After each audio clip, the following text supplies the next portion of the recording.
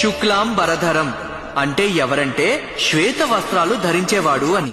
విష్ణు అంతటా నిండినవాడు అని, సర్వవ్యాపి. శశివర్ణం అంటే ఆయన వర్చస్సు చంద్రబింబం ప్రకాశం కంటే కాంతివంతమైనది అని. చతుర్భుజం అంటే 4 భుజాలున్నాయి అని.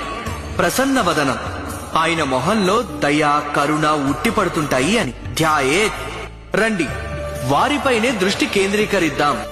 సర్వ విఘ్నోపశాంతయేత్ అంటే ఎవరంటే సమస్త దుఃఖాలను కష్టాలను విఘ్నాలను నివారించేవాడు అని. ఇక్కడ విష్ణువు అంటే అర్థం అంతటా ఉన్నవాడు అని, అన్ని చోట్ల ఉన్నాడు. ఇదే మహావిష్ణువు గురించి చెప్పారు, విఘ్నేశ్వరుడు గురించి చెప్పారు. అయితే ధ్యాయేత్ సర్వ విఘ్నోపశాంతయే దీనికి అర్థం ఏమిటంటే ఆయన్ని ఆరాధిస్తే సమస్త దుఃఖం కష్టం విపత్తులు ఆపదలు బాధలు ఆటంకాలకి కారణాలు తొలగిస్తాడు అని. ఇవన్నీ